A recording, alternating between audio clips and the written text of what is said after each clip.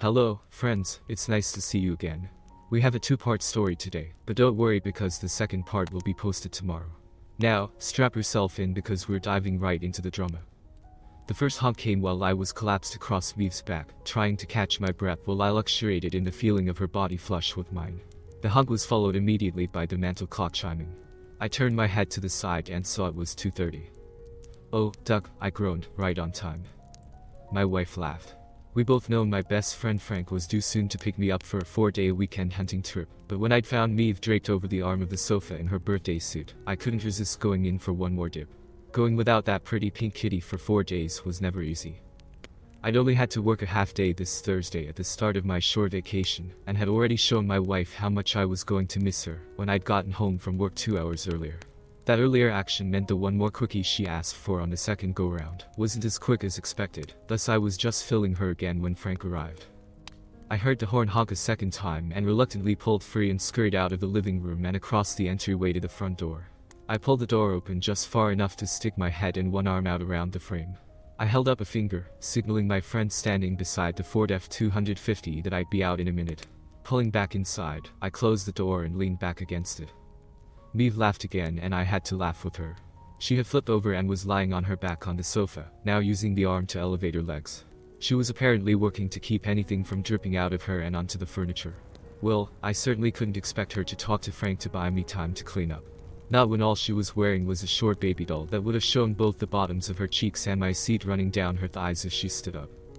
I went the other way across the entry hall to the half bath, put a washcloth under hot water, and gave myself a quick whore bath. As I came out, I struggled to do up the zipper, snap, and belt on pants that had never come off to duck my wife's needy kitty. The owner of said needy kitty was now standing by the door, eyes tightly clenched, one hand on the doorknob, ready to open it for me. She was so gorgeous I was prepared to call off the whole hunting trip and stay with her. And I might have if she hadn't been holding out my quilt-lined canvas jacket in her other hand. I stepped up, took it from her, and leaned in for a final kiss. Then I picked up my gun case and gear bag from where they lay ready in front of the door, and Maeve pulled it open for me. As I stepped out onto the porch, my wife leaned around the door the same cautious way I had and smiled and waved at Frank. Maeve is adventurous, even daring in the bedroom, or living room or kitchen, but that naughty streak ends at the door. I'm sure Frank would have liked a full look at her in the baby doll with no undies, but that kind of flashing or teasing wasn't Maeve's style. And that suited me just fine. Frank had his beast of a pickup tricked out with everything we might need for hunting, dressing, and transporting our quarry. We found such preparation equated strongly to success. He rolled back the soft cover from over the bed and opened the lockbox behind the cab. I put my rifle case in the lockbox next to his and my gear bag into a plastic storage box secured to the sidewall. I climbed into the cab and took another look at the porch. The front door was closed. Frank backed out of the driveway and then headed toward the interstate. "You stink, dude," he said flatly, after we'd been rolling along some 20 minutes. "Sorry, man. She just gets so juicy when I get her going. And she makes you sweat like a pig. I'm smelling the crotch of your arms, not her legs." I could only laugh. We made good time to the old cabin that had been in Frank's family for generations. The current owner was his Uncle Bob. However, Bob couldn't get around very well anymore, and Frank had become his primary user and caretaker. He made a couple of significant improvements over the past few years, including upgrading the insulation and putting in a more efficient wood-burning stove, so we didn't have to stay bundled up in parkas the whole time. For this season, he put in a satellite dish that not only brought in lots of channels, but also internet. "Still no reliable cell coverage up here," he said when unveiling the upgrade, "but you can use WhatsApp through the Wi-Fi if you want to call Maeve. You know, she's not expecting much contact and I do like being disconnected occasionally, so I think I won't tell her about having internet up here just yet." We watched SportsCenter during dinner, and now I was reading a John Sanford novel, and Frank was surfing on his laptop. We were both sipping on beers, but they were only our second of two for the night. We weren't stereotypical yahoos just out for a drunken boys trip free from our wives. We were actually there to test ourselves against nature and hopefully fill our freezers with venison. "Holy sheep," blurted Frank. I closed my book but kept my finger in place as I looked over at him. I was expecting a follow-up to the exclamation, but Frank's eyes were still glued to the screen, clearly reading as he scrolled.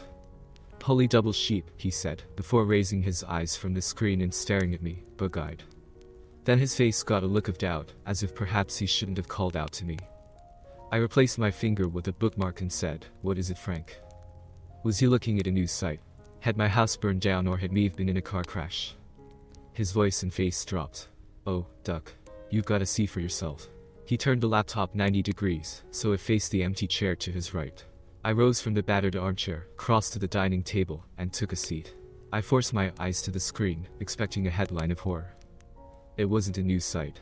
It was some kind of social media site. There on the screen was a picture of a smiling Maeve. It was what I called her wicked smile, as in, I was in for an especially wicked duck. I looked up at Frank.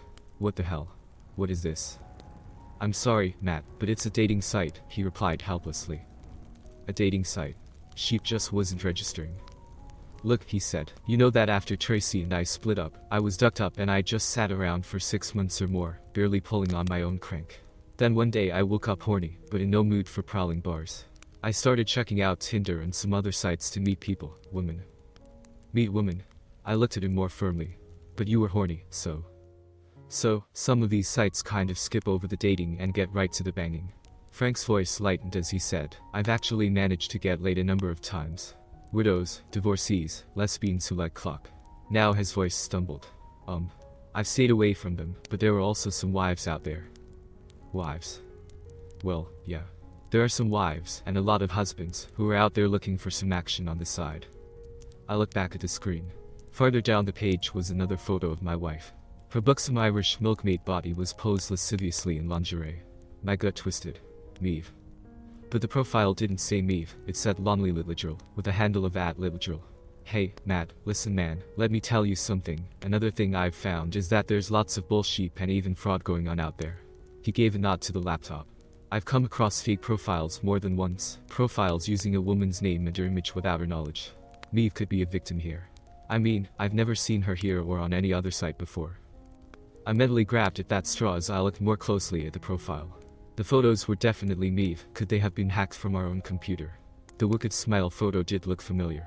Then I registered a detail that sent a needle into my heart. The lingerie set she was wearing in the second photo was sexy, but still classy. A black silk camisole above a thong with lace edges. Below the thong were sheer black, thigh-high stockings. The whole outfit had cost almost $100. I knew because I had bought it for her last Christmas. This photo was less than a year old and I hadn't taken it. I started reading. Can you help me with my daddy issues? And I don't mean sugar daddy.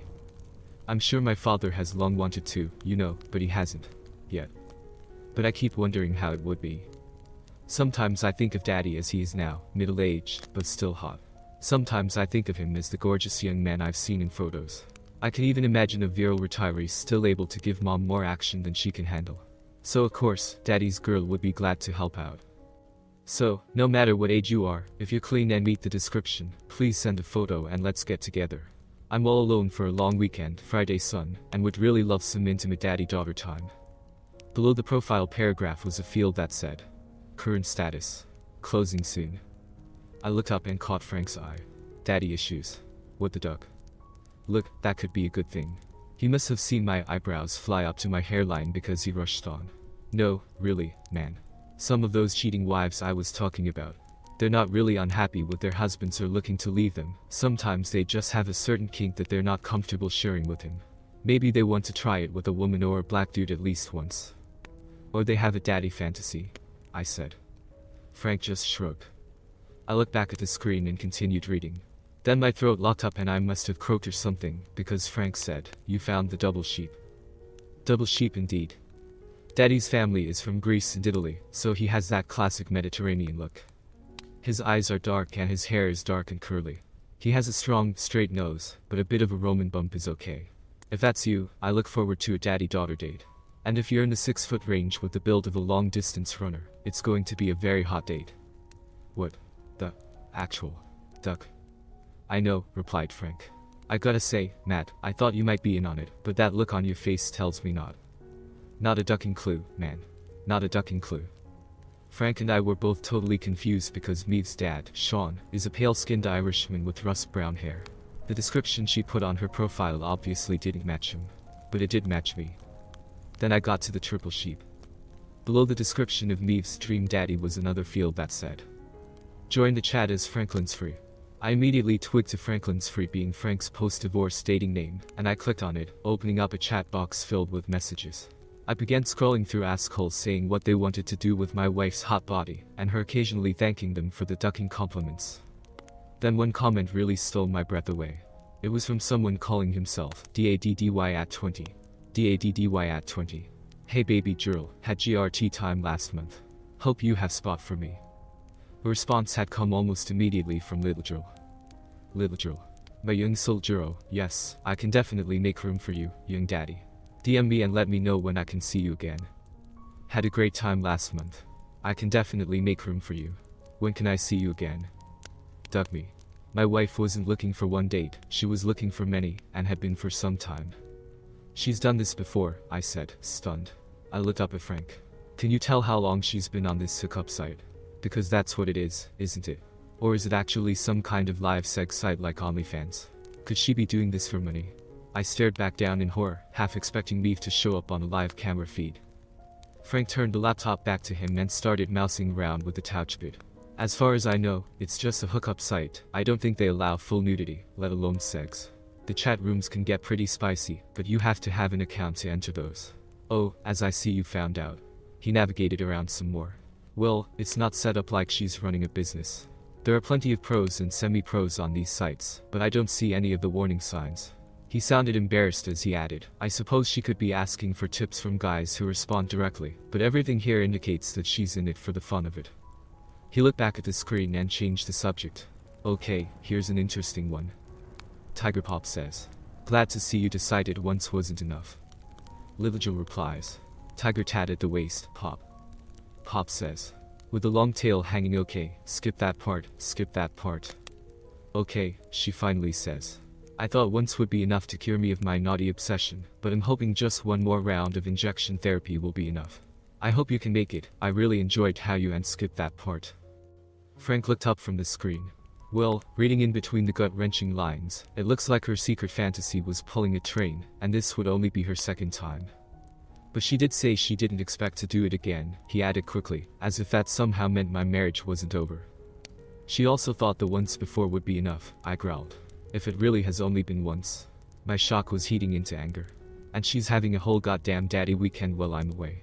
She tells this motherfucker she can make room for him. How damned many daddy-daughter dates is she going to have? I barked at Frank. Whoa, Matt, whoa. It's not like she has a calendar on here so you can see when she's available. This is like a pop-up site, meant for quick hookups, not long-term relationships. Make a date with her, I said.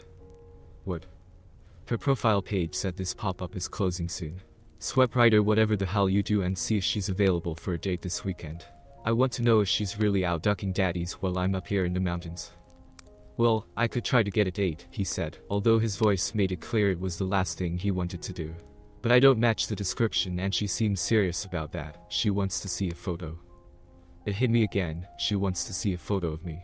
I wondered what she would say if she got one. I told Frank about my idea of setting up a date with him using my own photo, and he said he thought it was actually a good idea. Don't be one of those chumps who lets it happen when he has a chance to stop it. Then I reminded him that it was already too late if she'd done the same thing the month before. That gave him pause. Then I said I could still duck up this month's fun by putting a message in the chat room saying I was on my way home with my rifle, and I'd be looking for all the assholes talking to my wife.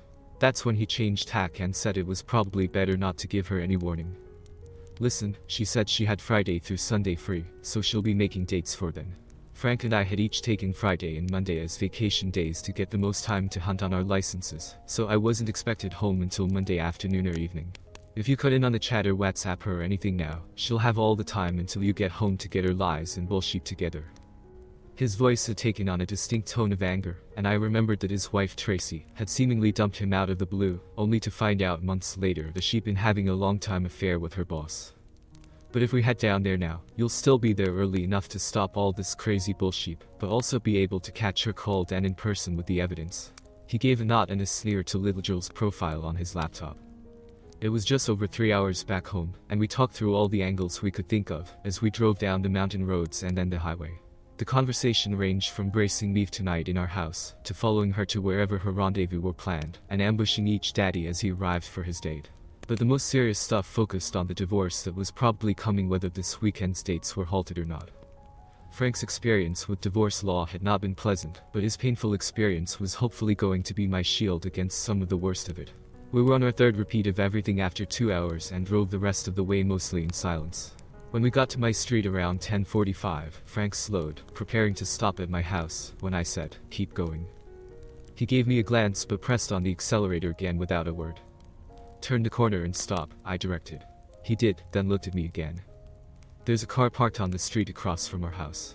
I don't recognize it, and no one parks on the street at night around here. Everyone parks in their driveway or garage. She's already started and she's doing it in our own house. Reaching for the door handle, I said, "Thanks, man. You can take off." "Duck that, dude, we have a plan. We either go check things out together or we leave together and deal with it tomorrow." "No, I've got to know now," I said. "One way or the other." "Come on, Matt. We've gone over and over it. If she's alone, that won't prove anything, but you'll still be all ducked up in your head, and who knows what you'll say or do." "I've got to know," I repeated. "Okay, plan B it is," he said, and put the truck into gear. Maeve and I live in a quiet neighborhood with lots of older people, so there's no action on the street at night, and many of the houses had no lights on. Frank spoke firmly as we made our way to the alley that ran behind my house. "Whether she's alone or not, we do the same thing. We scope things out and then we leave for my place. My own divorce taught me that this sheep is serious. You've really got to have your ducks lined up before you pull the trigger." He must have suddenly remembered my .308 Seiko Finlight deer rifle sitting in the lockbox welded to the bed of his truck, because he quickly added, speaking figuratively, "Of course." Of course, I thought. Frank parked at the far end of the alley, and we walked silently to our place, sticking to the shadows. I lifted the lever on the exterior of the alley gate, hoping that Maeve had forgotten to relock it after putting the trash cans out for tomorrow's pickup. As usual, she had. The latch opened easily and we slipped inside and behind a large oak tree.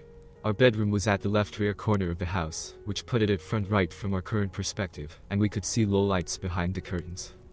Frank and I moved as quietly as we could, sweeping our feet forward, instead of picking them up to minimize the crackling of fallen leaves underfoot. Our bedroom had windows on both of the outside walls, and we crept up to the larger one at the back, Frank to the left edge, me to the right, near the corner of the house. I'd hoped to get a glimpse in, but the curtain was doing its job and blocking the view. From 4 feet away, Frank shook his head, telling me he had no view either. I moved around to the side of the house and saw a line of light in the middle of that window. The curtains hadn't been fully pulled together. I slinked up and inched an eyeball to the crack. I had a good view of the bed from the side. The bed where Maeve lay on her back with her hands behind her knees, pulling them back almost to her ears as my father knelt between her legs and pounded her kitty. At least, it looked like my father. Or maybe it was how I was going to look in 25 years. His hair was thinner, but still black and curly, like mine. He had a spare 10 pounds around the middle, but the muscle of earlier years was still there. And not only was his nose straight and strong, so was his clock. I saw it clearly as he pulled out and sat back on his haunches, either teasing her or avoiding an early eruption. I didn't see anything special. Not only wasn't it big, or black, it was probably shorter than my own. But he apparently knew how to use it, because when he drove it back into her, her neck arched as her head rolled back. She was really into it. Fortunately, I only had to see it in action for a little while. The sweat on their bodies told me they'd been at it for some time, and we'd literally arrived at the climax of the wife caught cheating scene. I recognized the twisting of his face and the off-rhythm jerking of his body as signs that he was shooting his load. Maeve released her legs and wrapped them around his torso, pulling his pelvis tighter into hers as he blasted away. I was a second away from smashing the window with my fist when I remembered the Leatherman at my waist. It would do a much better job of crashing in on their cheating world. I got the top of the holster open when I felt a hand on top of mine, stopping me from pulling out the multi-tool. It was Frank. He put a finger up in front of his lips, then grabbed my wrist to pull me away from the window. I resisted and was about to push or hit my best friend when he suddenly let go of my wrist, and I fell back on my ass. I looked up at him and he threw his hands up in the air, turned around and started walking to the rear gate. I caught up to him halfway down the alley and we walked together back to his truck. I stopped alongside and looked at the vinyl bed cover, imagining the lockbox beneath it. I knew it held not only 2 rifles, but also a .357 Magnum, and 2 canisters of bear spray we carried for protection in the mountain forests. He ignored the plea in my eyes and reached for the door handle. "We've been here too long," he said. After I followed him in and shut my door, he fired up the engine and pulled out of the alley. There was a grocery store 3 blocks away, where our little street met a larger avenue, and he pulled into the nearly empty parking lot. The store had closed at 10 o'clock, and probably only employee vehicles remained. "Why am I not going in there and kicking ass?" I asked. We talked all this out on the drive out of the mountains, but I needed to hear the voice of reason again. Because you'd end up in jail, he said, as he'd said several times earlier. You wouldn't be breaking up a grape, and even if the cops and the jury fell for you, it'd still be assault. Plus, he continued, it's not his fault. I'm sorry dude, but he didn't seduce her like Tracy's asshole boss. Maeve invited him there. He may not even know she's married. And I need to move coldly and carefully if I'm going to get out of this marriage with as much as I can, I said in a dead, mechanical voice, repeating Frank's mantra from the drive home. Back at Frank's condo, the first thing he did was lock up all the weapons, including the bear spray, in his gun cabinet. He'd been adamant that he wasn't going to let me anywhere near a gun while I was still in shock. Then we settled at the counter separating his kitchen from the living area. We may have been limiting our drinking up at the cabin, but now Frank poured us shots of tequila that we tossed back with a silent toast to a ducked-up world. Then he poured 2 more, but these we sipped, with cold Pacifico beers as chazzers. She's cheating on you, with you, Frank mused, returning to the bizarre, perplexing core of the mystery, as we started calling it. Maybe she's trying to recapture the spark of when you first met, he ventured. I wasn't 55 when we first met. And besides, it's not like our bed is gone cold. Hell, I ducked her twice yesterday between the time I got home from work and you picking me up. Yeah, I remember the smell. Suo, he drawled, is Maeve a bit of an info? Maybe she really does love you and only wants you, but more of you. Maybe she thinks the daddy thing is a better way of explaining why she wants such a specific type. I gave him a lip curl and shake of the head to tell him what I thought about that idea, but he carried on, trying to turn it into a viable theory. I drank my tequila. What if you don't bust her for this, but instead, you bring up the idea of, opening things up a bit? If you help her take care of her needs together, instead of her sneaking around, you could control things and get some strange yourself. I gave him another look. This one said, not going to happen in this universe. Then I held out my empty shot glass for a refill. Not surprisingly, we slept in Friday morning, but once we were up and mostly recovered, we got started on the parts of yesterday's planning that still seemed to make sense. First, Frank drove me to a car rental agency, and I got their most nondescript sedan. Then I went to a bank Maeve and I didn't use. In the bank I opened up a checking account using the road trip cash I pulled from an ATM back on Wednesday. I was able to get an ATM card for the new bank on the spot, and was promised a credit card by next week. The bank officer helping me out looked early 30s, so just a few years older than me. He didn't wear a wedding ring, but did wear an overall hangdog expression.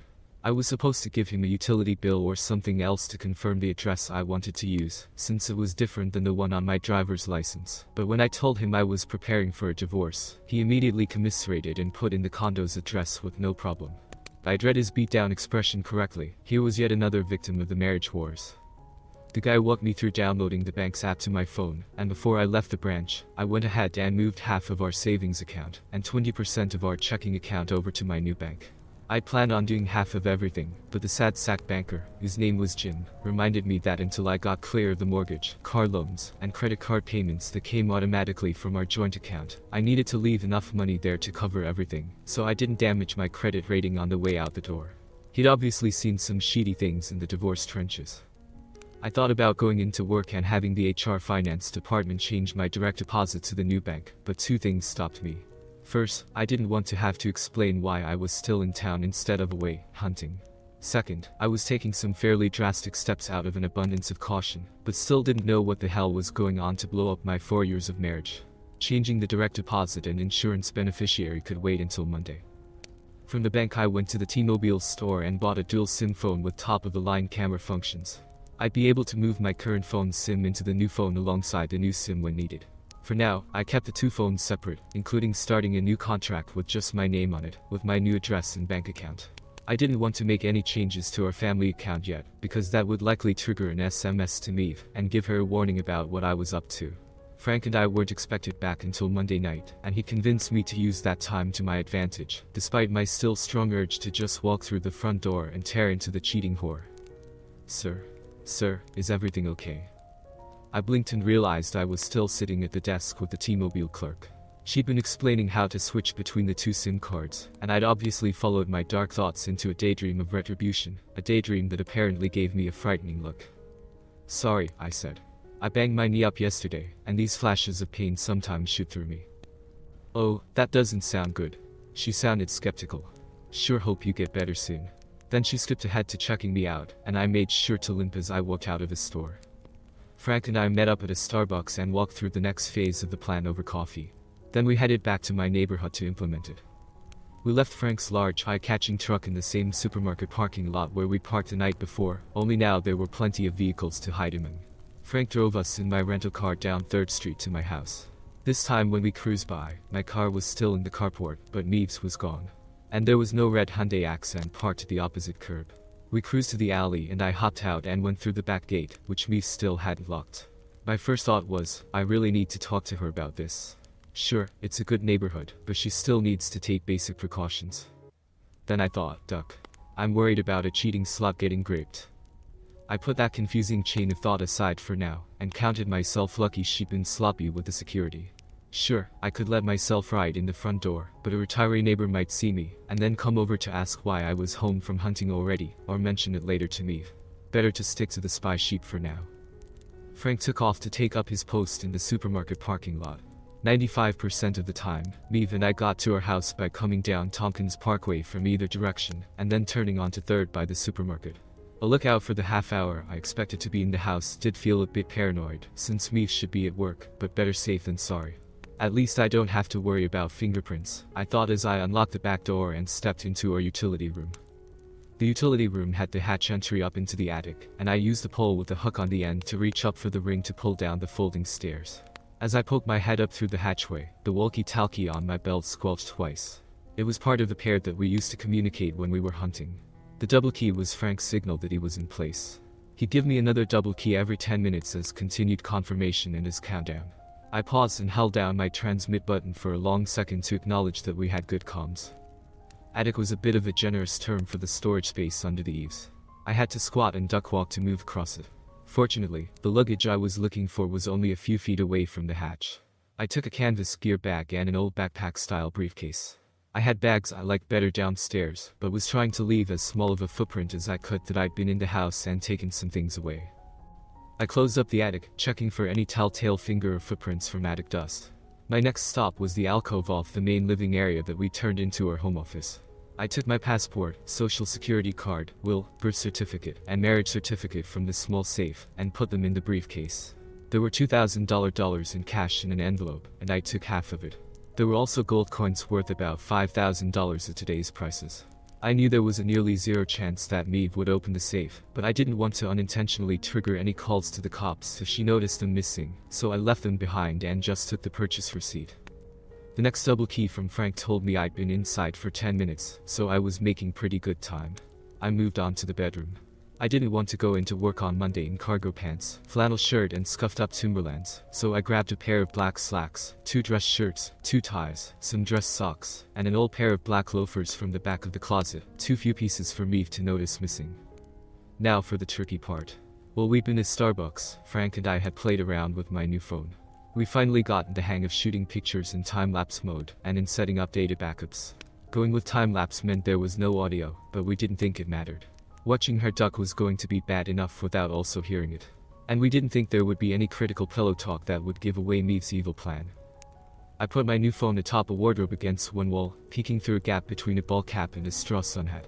I took a few practice shots until I found a position that kept the phone mostly hidden, but still captured 80% of the bed. Then I set up the time-lapse and put it into place to capture evidence of the destruction of my marriage. Before leaving the bedroom, I fiddled with the edge of the curtains at the window where Frank had tried to peek in, creating a small gap that would allow peeping from there the next time.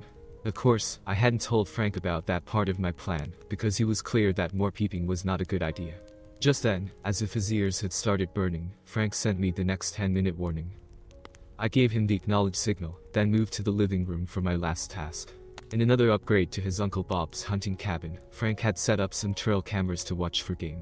We had grabbed one of those before coming back down the mountain, and now I set it up on a high bookshelf to get shots of the seating area in the front room. It worked off a motion sensor, and with a freshly recharged battery and empty South Dakota card, I was certain it could cover the whole 3-day weekend. I would have to retrieve the South Dakota card from it later to get its images, while the phone in the bedroom was scheduled to upload to my cloud account every 6 hours. I was back in the alley with 2 minutes to spare and received Frank's final signal, 2 double taps back to back, when I was walking into the store parking lot on the opposite side from where he was parked, eagling the corner of 3rd Street and Tompkins Parkway. We'd both gone through the KFC drive-thru, and now sat at Frank's dining table with food and papers strewn about. We each had notepads with to-do lists and brainstorming notes. It looked like a planning session for a hostile takeover of another company, something I'd taken part in more than once as a business analyst. I didn't have much of an appetite, but chicken tenders and fries were easy to snack on. I was more interested in the double shot of Jack that Frank had added to my Coke. Okay, you need to write her, he said. Gotta keep things normal. Maeve knew the cell signal was crap up in the mountains. Hell, she'd probably been counting on the lack of communication to keep her from being interrupted during a date by an awkward call from hubby. But our tested method for partial communication was to always have a text entered and sent just in case I got a bar while tramping around, and the phone could finish the send process. I stared blankly at the message screen. What the duck do I say? We're fine, hope daddy's ducking you good. Give me that, Frank said as he pulled the phone from my hand. You'll say what you always do. He scrolled backwards a ways, apparently getting a feel for our normal text banter. Oh, ho. You naughty, naughty kids. Nope, we wouldn't be saying that. Okay, here we go, plain text while on the run. He spoke out loud as he typed. Hi babe. Smooth right up, weather looks good. We'll head trail early AM. We'll text again later. Zoxo, Matt. He pushed send, then started typing in a new number. Okay, next call is to my, and yours if needed, lawyer. Frank said that Kelly do it'd save him from getting mauled even worse, and the system slanted toward the wife, even if she was the one who screwed around. He also mentioned that even though he knew he was losing in the courtroom, it had still done his heart good to see that Tracy was clearly upset, that her husband's divorce lawyer was a 30-ish woman just as pretty as she was. Dude's office picked up and I listened as the lawyer apparently got on the line, and Frank took a couple of minutes to catch up and to introduce me. He handed me the phone. Hi Matt, said a pleasant contralto. I'm afraid Frank didn't tell me your last name. It's cares, but please call me Matt. Okay, Matt. Well, first off, my condolences. I take it this is all coming out of the blue and is pretty ugly. Yeah, pretty ducking ugly. Oh, I'm sorry, please excuse the language. She laughed. Don't worry about it. If you can't blow off steam with your lawyer, who can you? I still felt bad about the juvenile blunder, but relaxed a bit at Dude's words. Frank had told me she was a no bullshit person, warned me actually, so I let the anxiety go. So, are you my lawyer? Do I need a lawyer? Well, let's start with the second question. I understand infidelity is involved. Are you prepared to forgive that and perhaps work things out through counseling? Hell no. Okay. Then, are you prepared to use the court's online system and file on your own? You do have that right. That's only for no-fault filings, isn't it? I couldn't bring up the cheating. That's right. If you want to file an at-fault divorce, you'll need to go through a hearing process, and if you'd like to use the infidelity to affect alimony and such, then I'd highly recommend engaging an attorney. Okay, Kelly, that's what I thought. So, can you represent me? Frank says you did right by him. And did Frank tell you what it costs to engage our firm? He did. Well, I'll tell you what, Matt. Our prices have gone up a little since then, but since you're a consult from Frank, I will charge you the same rates he paid. Does that sound fair? Yes, I'm in. When can we meet? Matt, this is going to sound a bit cavalier, shall we say, but I'm going to be straight with you. If what Frank told me is true, this sounds like a very interesting case, and I'd like to get right on it. I can plug you into my emergency slot on Monday morning if that works for you. I put a hand over the microphone and quietly said to Frank, she wants to get started right away because the case sounds interesting. He grinned and shrugged. I told you, man. To Ms. Dewitt I said, yeah, that would be great. Should I bring my evidence? Your evidence? She asked. You already have evidence. I understood you just discovered the cheating. Yeah, but we grabbed screenshots of her online profile before it closed, and Frank and I both saw her having sex with some guy last night. And today I put a camera in my bedroom that should capture any more bad behavior over the weekend. So, she really did advertise online looking for partners. Did she say specifically that she was looking for sex? She said that if a guy caught her fancy that he'd be having a very hot date. Dude hemmed a moment. And she was looking for guys that look like you. Yeah, I still don't get what the hell that's all about. Listen, Matt, I don't want to get ahead of our meeting on Monday, but I just gotta ask, have you ballooned up to like 300 pounds or developed erectile dysfunction since you married? Yes, Frank had warned me about Kelly's bluntness, but this still caught me off guard, and I answered her rude question directly, and with a bit of bite. 6 feet, 180 pounds, which is 5 pounds heavier than when we married, but I'm lifting more now, and running less. Although I did do 2 10K road races last month. As for the other, 6.5 inches and still good for a 10K there too. A slight pause was followed by, "Okay, nice to know."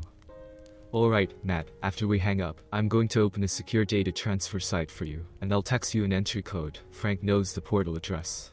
Go ahead and send me whatever evidence you have, and I'll review it before our meeting.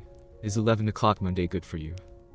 11 o'clock, Monday, yeah, I'll see you then. "And Matt?" "Yes.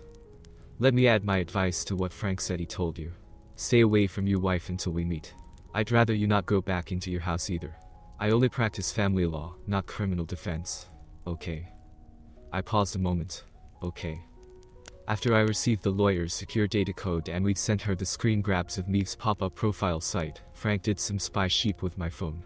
My treacherous wife had responded almost immediately to my text with, "Missing you but hope you're having fun. Happy hunting, love you, Maeve." Now my divorce coach typed in my next text message to Maeve, telling her we hadn't gotten our deer yet, and were getting ready to bunk down for the night. Then he took the phone into his home office, opened his safe, stuck his hand with the phone deep inside, and closed the door up against his forearm. "Should act like a Faraday cage," he explained. "I'll hit send, but the signal should be blocked, so the phone will hold it ready. Then I'll turn off the power. You wait a couple of hours and turn it back on, and it will look like the normal thing of the message being delayed, until the phone found a stray signal up in the mountains." "You read too many spy novels," I said, but inside I was glad I had his help. Forget about the Faraday cage sheep, I wouldn't even have remembered to keep messaging Maeve, so she'd think I was still safe and sound and out of her way. Frank then went over all his divorce financials with me, including how he'd been saddled with covering the mortgage of the house where his ex-wife still lived, and paying spousal support for 3 years, theoretically to enable Tracy to get the education and training needed to find a better job that could get her close to the standard of living she'd enjoyed, while living off Frank's salary. Unfortunately for him, Frank hadn't found out that she'd been stepping out on him for most of the year, until after she'd cut him loose, and all the judgments had been handed down. Now, even though she was still regularly shacking up with the married bastard, on paper she was living alone, so Frank couldn't argue that he shouldn't have to provide support any longer. I was hoping that Maeve's outrageous infidelity would save me from financing her slut life the way Frank was. We began applying Frank's hard-won knowledge, doing what people do in these cases. I didn't incur a bunch of costs or losses by closing out investment accounts and such, but since I did most of the family financial stuff for us, I had all Maeve's logins. First I changed the passwords for those logins. Then I went ahead and changed the contact number on all the accounts to my new phone, and changed the email address to mine. Just like with our home safe, I didn't expect she'd try to go there, but when the sheep hit the fan, I didn't want her sprinting to grab any of my money. I did go ahead and cancel our 2 extra joint credit cards after paying them off from joint checking. That left only the one she used for day-to-day expenses, on which I lowered the max limit. Finally, we were at the 6-hour point from when I'd started my new phone recording in our bedroom. It was time to check the first data dump to my cloud account. I nearly lost my KFC when I saw what my wife's slot life entailed. I programmed my new phone to come up every 15 minutes, starting at the top of the hour, and shoot 6 photos, 30 seconds apart, to capture a 2.5-minute window. For the first 5 bursts there were only shots of our empty bed. At 1.25 hours after I'd left the phone, Maeve was in the frame. She'd apparently only worked a half day and must need extra time for extra daddies, I supposed. Like the one in all the frames with her now. There were 6 crystal clear images of some guy with a hairy back and potbelly shoving his cock down my wife's throat. In 2 of the shots, his nuts were on her chin, proving she'd taken it all. One of the shots had him fully removed from her mouth, showing that the deep throat had been quite an accomplishment on her part. The guy had at least an inch on me. The shot that really did me in was the final one. She was smiling up at him with bright, shiny eyes. Her chin dripped something viscous. 15 minutes later, the same back and belly were in my bed, hunched over Maeve's glorious peach. The next photo group showed only a rumpled, empty bed. I thought there might be a wet spot. 15 minutes later the bed was still empty but had been made up. I went back to check, and yes, the pillowcases were different, so Maeve had apparently changed the bed linens. How considerate for her daddies. That was confirmed in the next set of photos, when the top cover was pulled back, and the new sheets were exposed. Maeve was once again on hands and knees, but this time she was sideways across the bed, with her head toward the camera, so I could see her face. Her lovely face going through grimaces of pain and pleasure as a new man who could have been my brother put the sausage to her. "Oh, sheep," mumbled Frank, who was at my side, reviewing the photos. "Is it her?" "Yeah, that's her old face." The bed was empty in the next set, although I noticed a man's shoes and pants on the floor to the side. Going back, I saw they'd been in the previous group too. 15 minutes later, my brother had Maeve in the missionary position. His hair seemed wet, so I deduced they'd taken a shower in between their encounters. Next came an empty, messed up bed, followed by Maeve actually changing the sheets. She wore only plain granny panties, and I thought I noticed some bruising on one large pale tip. Hickey or manhandling? I wondered. There were 11 more clusters of photographs. 6 were empty, 5 captured 2 more lovers. One reminded me of my Uncle Leo, the other was a real stretch on the family resemblance as far as I could tell. Leo featured in 3 bursts, 1 up and 2. I gotta get out of here, I groaned, swallowing down bile. Yeah, agreed Frank. Come on, I'll buy you a drink. No, I need to be alone. I don't think that's such a good idea, Matt. God damn it, Frank, I need to puke, I need to cry, I need to be alone, alright. I get that, I do. But getting caught drunk driving or kicking the next prick's ass is not going to make any of this better. I assured him I would stay away from both bars in my house, and that I would just hit the highway and drive. He wasn't happy about it, but what could he do? He agreed to send the photos of each daddy to Kelly do it. Before I left, he reminded me to turn on my phone so Maeve would get my last covering text message, and so he could check on me. I thanked him again and took off to break 1.5 of my promises to him. I did stay away from booze and I did hop on the highway to drive. However, I only went 30 minutes north and 30 minutes back, giving the twilight a chance to settle into full dark night. The supermarket was still open, so I parked among the customer cars and retraced my steps from earlier, walking up 2nd Street a couple of blocks to Elm, then halfway over to 3rd and into the alley that ran behind my house. This time, the trash cans were back inside the yard and the back gate was locked. Still, it was only a 6.5-foot wooden fence. After checking the nearby neighbors to be sure no one was out in their backyards, I took a running start and got myself up and over the fence in a second or 3. When I landed, I crouched down against the fence, listening for any sounds of alarm. Then I retraced my and Frank's steps from the night before, and Hunter walked across the yard until I was up against the back of the house.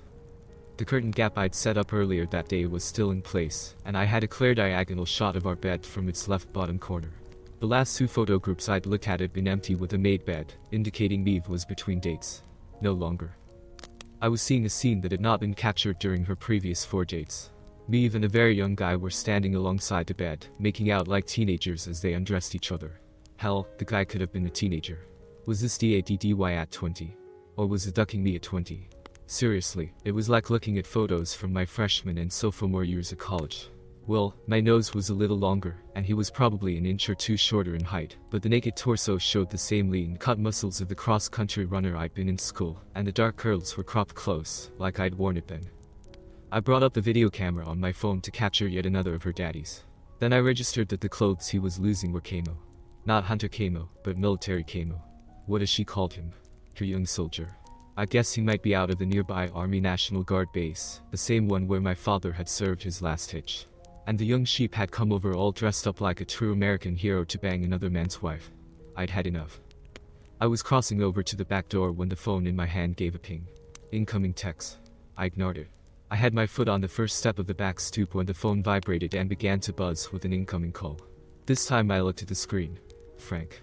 I rejected the call. I jumped and nearly yelped when I suddenly heard, "I see you, asshole," coming out of the darkness behind me. I spun around. There, looking at me over my back fence was Frank. He must have been standing in the bed of his truck. "Get your ass over here or I'm going to start honking my horn." I scurried back to the fence, making a lot more leaf noise than I wanted, but if I didn't get this asshole out of the alley, 911 calls were going to be made. A bunch of pensioners make the best neighborhood watch. "What the duck?" I hissed up at him. "Exactly," he hissed back. "She's in there with some goddamn toy soldier. You know my dad was in the guard and took shrapnel from an Eid when his unit deployed to Afghanistan. And now this asshole is using that uniform to seduce my wife. I'm gonna teach him some goddamn manners."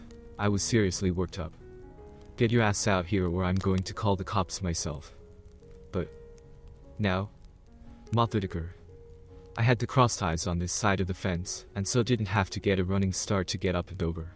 I jumped down into the bed of his truck, landing with a good bang, and saw 2 back porch lights going on next to my house and across the alley. Mothodiker. We got into the truck and Frank pulled out nice and sedately, not putting on the headlights until we turned onto the street. We were in a strip mall bar on Tompkins Parkway, 2 blocks from the supermarket. We were in a back booth, and Frank had forced me to down a shot of Jim Beam and take a long draft of my bud before he'd let me speak. "I've had enough."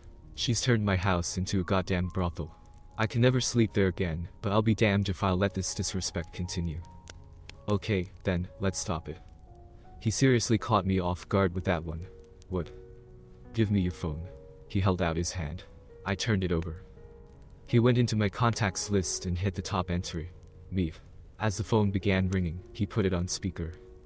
It took 5, almost 6 rings, then my wife picked up, breathless. Matt. Why are you? I mean, what a pleasant surprise to get a call instead of a text. I guess you're really missing. Hey, Maeve, it's me, Frank. Frank. Why are you calling me on Matt? So, God, is something wrong? Is Matt okay?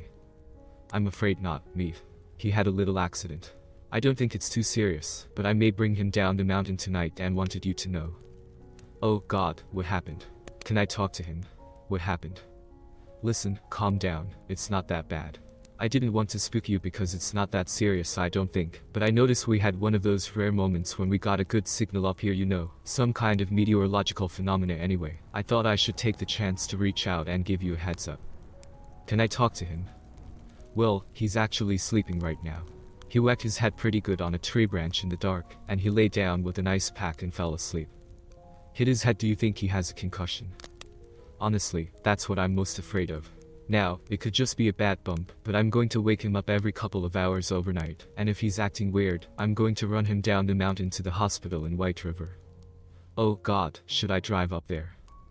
No, of course not. Like I said here, Frank just let his words stop, picked up the phone and rubbed his thumb over the microphone as he moved it down below the table. So, no reason. Frank. I didn't hear that last part, what did you say? Frank gave the microphone another rub. Lie 1 bar now Moro, then he cut off the call. Okay, he said to me.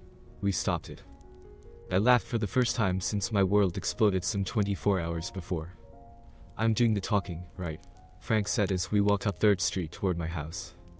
Yes, I agreed again. As long as the asscope doesn't mouth off. After hanging up on my cheating wife, I'd been suddenly possessed of the urgent need to know if the prank had actually worked. Frank was certain that Maeve would kick the soldier out of our house and cancel all her other dates, now that she thought I was hurt, but I had to know for sure.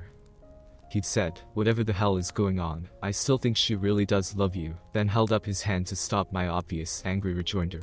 I know, she has a hell of a way of showing it, but even so. As we walked from the bar to my house, he said he'd driven past my place on his search for me, and had noticed no cars out on the street.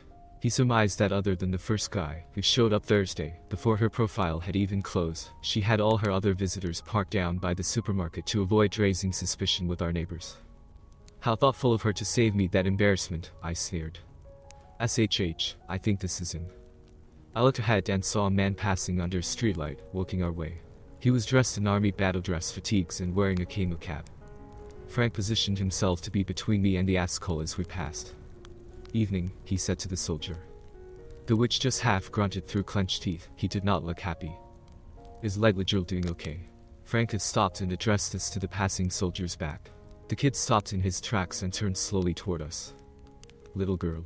I don't know. Damn, said Frank, turning to look at me. He really does look like a younger you. The kid's brow furrowed, and then his eyes went wide when he turned his gaze from Frank to me. Young daddy, meet real husband, my friend said to the stunned punk. Like married women, do you? I growled. Frank took a half step in front of me. Down boy, he said, not quite sotto voce, clearly meaning for the kid to hear it. Gee, didn't you notice any pictures that look like your older brother when you were in that married woman's house? Frank asked the interloper. Now I registered his own anger. My buddy had been playing Mr. Cool for my benefit, but now, facing an asshole like the one who turned him into a cuckold, his lung suffering was finally coming to the surface. She said she was divorced, the ducker stuttered. Not yet, but soon. My voice continued to sound like the growl of an angry bear. Oh, duck. Then the kid was running. I called to go after him. He might be 9 years younger, but I knew I could run him down in a block or two, and I would run right over his back when I did. Frank spun around and held his arms out wide in front of me. No, man, no. For the second time in 2 days I was close to knocking my best friend aside, but then I saw the anguish in his face. I lost Tracy to a cheater. I don't want to lose you that way too. I released some of my tension but was still aching to go after the boy soldier. You've already lost the main battle, man. If you go after that sheep stain, you'll win a small one, but you'll lose the war. Ag assault on some kid won't get you back Maeve or your respect. It'll just put you on trial for wider ridicule, and then maybe jail time. I felt my shoulders slump as I watched his do the same. Can't I beat him up just a little bit? I finally said. Maybe in 6 months or so, after we set you up with a good alibi, he chuckled. Frank's truck was still parked down at the bar, so we sat in my rental in the store parking lot, waiting. Yes, Maeve had clearly thrown the soldier out before they'd consummated things, and yes, I agreed with Frank's estimation that we'd managed to throw cold water on her whole cheating weekend, but still I had to know. Frank was getting worn out with my obsession, but experienced cuckold and friend that he was, he agreed to give me an hour. We spent the first half in the bar, nursing beers during what should have been the toy soldier's time, then we set up in my car. It paid off. A Nissan Sentra without a state license plates pulled into the parking lot, and a guy got out but didn't walk into the grocery store. Instead, he headed for the corner and clearly looked up to read the street signs. That put him under a streetlight, and I judged him his cousin quality in terms of looking like me. Asshole had driven a long way to duck my wife, but then, the photos she posted on her profile made it look worth it. He headed up third, and as soon as the corner of the grocery store blocked me from view, I went running up second.